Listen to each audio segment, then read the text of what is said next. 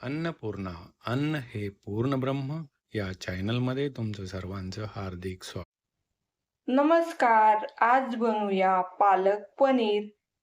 पालक पनीर बनवण्यासाठी लागणारं साहित्य: हा पालक घेतलाय चिरून, बारीक चिरलेला कांदा घेतलाय, टोमॅटो घेतलाय, पनीर घेतले, हिरवी मिरची घेतली, ही लाल मिरची घेतली, कोथिंबीर लागणार आहे, मीठ लागणार आहे, लाल काश्मीरी मिरची पावडर आहे, लसूण घेतलाय, आले घेतले, हळद घेतली, जिरी घेतली आणि हे काही खडे मसाले घेतलेत: तमालपत्र, लवंग, दालचिनी आणि काळी मिरी घेतली. पालक घेतली आणि गरम पाणी करून घेतली. आता ही पालक शिजवून घ्यायची.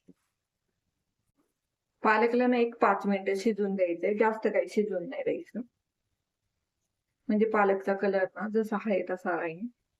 पालक शिजलाय. थंड पाण्यामध्ये ना पालक काढून घ्यायचे, म्हणजे पालकचा कलर आहे तसाच राहील. पालक आता वाटून घ्यायचंय. मिक्सरच्या भांड्यामध्ये ना एक हिरवी मिरची टाकली, कोथिंबीर टाकणार आहे वाटताना. थंड पाण्यात टाकलेली पालक पण वाटून घ्यायची. हे ना वाटून घ्यायचंय. पालक ना वाटून झालाय. हे पनीर ना तळून घ्यायचंय, थोडस तेलावर परतून घ्यायचंय. थोडीशी ना लाल मिरची पावडर टाकणार आहे, पनीरला कलर चांगला आहे. तर हे झालंय, हे काढून घेऊ. तेलामध्ये ना बटर टाकून घ्यायचे. बटरनी ना खूप छान लागते पालक पनीर.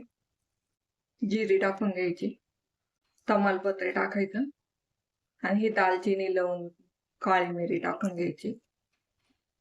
हे तेलावर परतून घ्यायचंय. लसूण टाकायचंय, आले टाकायचे, बारीक चिरलेला कांदा टाकायचा, हिरवी मिरची टाकायची, ही लाल सुकी मिरची टाकायची.